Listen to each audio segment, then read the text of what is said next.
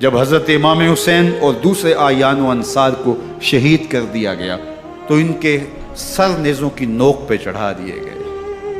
حضرت امام حسین کا کٹا ہوا سر اور باقی 71 افراد کے کٹے ہوئے سر نیزوں کی نوک پہ، اور 10 سواروں کو ابن سعد نے کہا کہ ان کو رون دو، اور گھوڑوں کی ٹاپوں تلے حضرت امام حسین رضی اللہ تعالیٰ عنہ اور ان کے آوان و انصار کو جو ہے وہ روندا گیا، حتیٰ کہ ان کی استخوان مبارک، ان کی ہڈیاں بھی چور چور ہو گئیں۔ روننے سے قبل ان کا لباس اتار لیا، ان کے کپڑے اتار لیے گئے۔ اللہ اکبر، کیسی دردناک گھڑیاں تھیں۔ یزید کا صرف یہی بد کرداری کا مرحلہ نہیں تھا، اس کربلا کے صحرا کے اندر یزید نے جس طرح امام حسین رضی اللہ تعالیٰ عنہ کو شہید کیا اور حضرت امام حسین کے خاندان کو شہید کیا، جب مدینہ المنورہ پر یزید نے مسلم بن عقبہ کو مقرر کیا، جس کو بزرگوں نے مصرف بن عقبہ کہا ہے، تو اس کو کہا 3 دن تک مدینے کا حرم تمہارے لیے حلال ہوگا، جو چاہو تم کرنا، اور شامی فوجوں کو اجازت ہوگی۔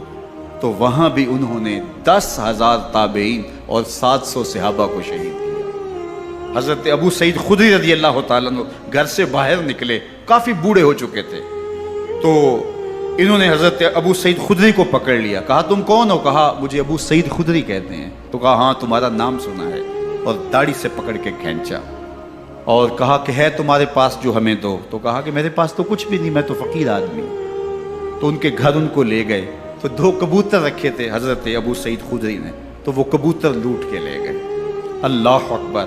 حضرت ابن سنان رضی اللہ تعالیٰ عنہ کو، جو حضور کے علم بردار تھے فتح مکہ کے دن، ان کو ستو پہلے پلائے اور پھر ان کی گردن کاٹی گئی، اور کہا یہ ہیں وہ ستو جو تم زندگی میں آخری بار پیو گے۔ ایک گھر میں داخل ہوئی شامی فوج، تو ایک خاتون کے ابھی بچہ پیدا ہوا تھا، اور قابلہ نے، داہیہ نے، وہ بچہ ماں کی چھاتی پہ لٹایا، اور وہ ماں کا پہلا دودھ پی رہا تھا۔ تو یہ جا کے کہنے لگے نکالو تمہارے پاس جو کچھ ہے۔ تو اس خاتون نے کہا تم جانتے ہو یہ بچہ کون ہے؟ تو انہوں نے کہا ہم نہیں جانتے۔ کہا یہ حضرت ابن ابی کبشہ انماری رضی اللہ تعالیٰ عنہ کا بچہ ہے، اور یہ وہ صحابی ہیں کہ جو بیت الشجرہ کے موقع پہ حضور کے ہاتھ پہ بیعت کرتے ہیں۔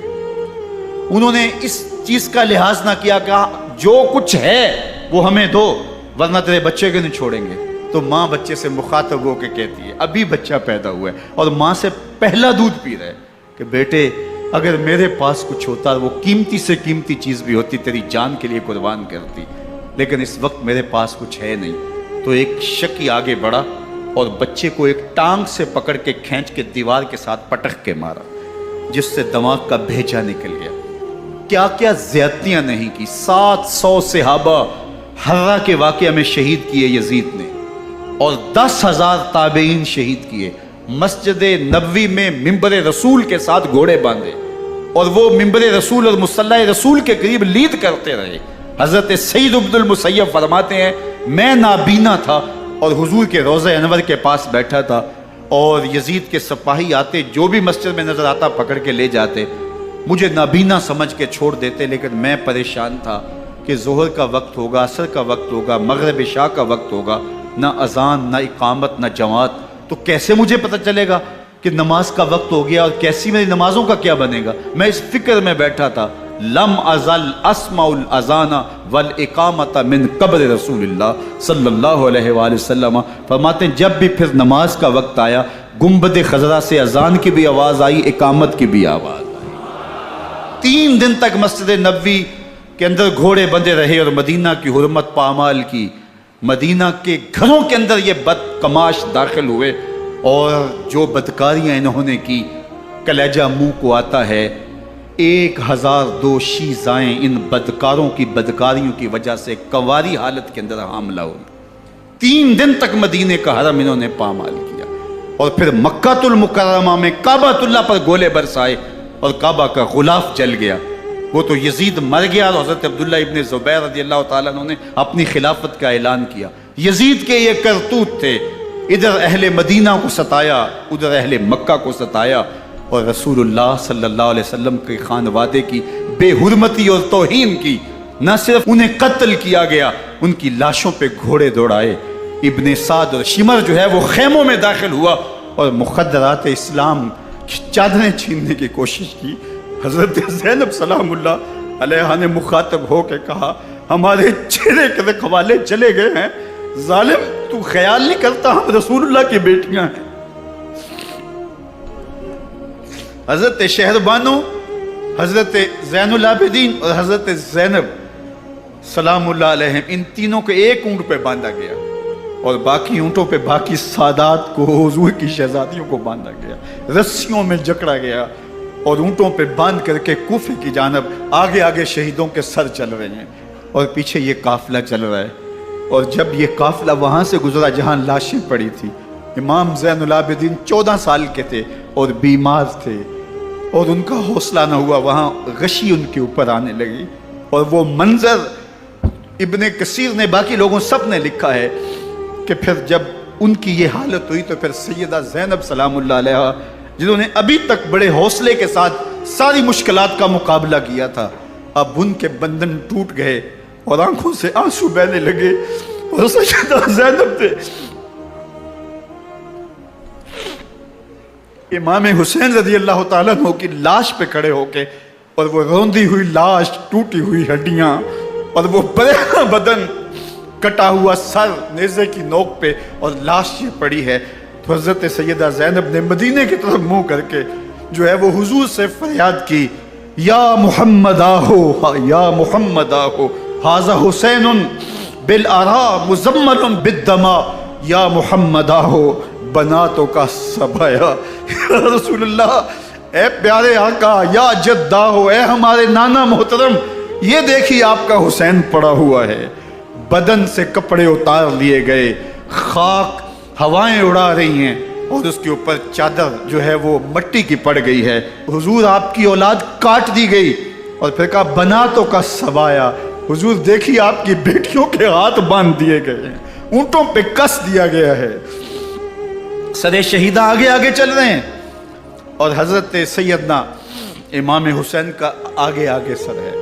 راستے کے اندر ایک جگہ آئی، رات گزری اور ان کو اتارا گیا۔ رات کا موقع تھا، ایک خاتون آئی اور اس نے کوئی کھانا پیش کیا ان کو اور کہا کہ میں کسی زمانے میں حضرت سیدہ فاطمہ تو زہرا کی نوکری کیا کرتی تھی، ان کی لونڈی تھی، ان کی کنیز تھی، اور آج مجھے پتہ چلا کہ آپ لوگ گزر رہے ہیں، تو میں نے کہا کہ میں اپنی مخدومہ کے خاندان کی خدمت کروں۔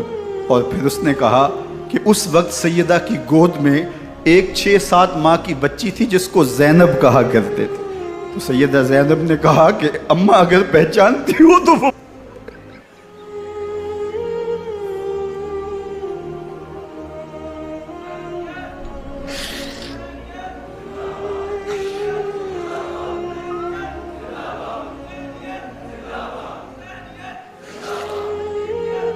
یہ تاراج اور لٹا ہوا کارواں پھر وہاں سے کوفے میں کیسے پہنچا، اور کوفے کے اندر سیدہ زینب سلام اللہ علیہ نے وہ یزید کے دربار میں، ابن زیاد کے دربار میں وہ جرأت آمیز جو باتیں کہیں، اللہ اکبر، زینب کی زبان میں علی کی خطابت بول رہی تھی، اور پھر دشمن اور دوست سارے رونے لگے، اور وہ کیا دل گداز منظر تھے۔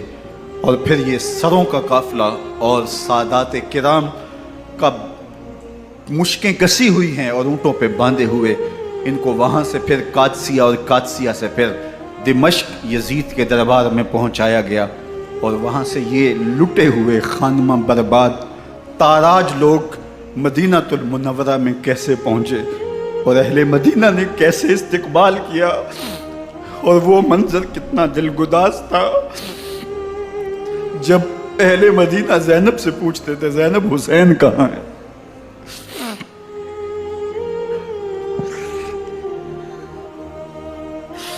بے مروت بے وفا تیرا بھی کیا افسانہ ہے، جس نے اپنی ہی شمع کو گل کیا تو وہ پروانہ ہے۔ اپنے پیغمبر کے شہزادوں کو اور اپنے پیغمبر کی شہزادیوں کو جو دکھ اس امت نے دیے، یہ کائنات کی ایک انوکھی داستان ہے۔ اللہ ہمیں اسوہ شبیری پہ عمل کی توفیق عطا کرے اور ان کے نقوش پاک کی برکتیں دے، اہل بیت کی محبت ہماری روحوں میں جذب کر دے، اور جس عظیمت کے ساتھ، جس حوصلے کے ساتھ انہوں نے دکھوں کو جھیلا، جو دہکتی آگ کے شعلوں پہ سویا وہ حسین، جو جواں بیٹے کی میت پر نہ رویا وہ حسین، جس نے سب کچھ کھو کے کچھ نہ کھویا وہ حسین، مرتبہ اسلام کا جس نے دوبالا کر دیا، خون نے جس کے دو عالم میں اجالا کر دیا، جو کہ سوزے غم کو سانچے میں خوشی کے ڈھال کے مسکرایا موت کی آنکھوں میں آنکھیں ڈال کے۔ اے حسین ابن علی تم پر سلام، نازش آل نبی تم پر سلام۔ ذرا میرے ساتھ یہ پڑھ لیجئے، اے حسین ابن علی تم پر سلام،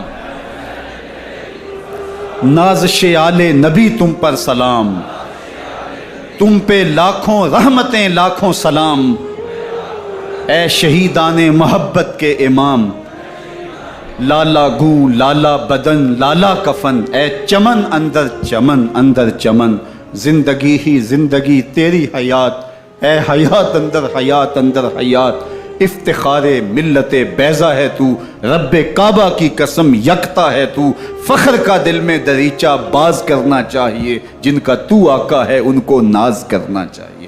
وآخر دعوانا ان الحمدللہ۔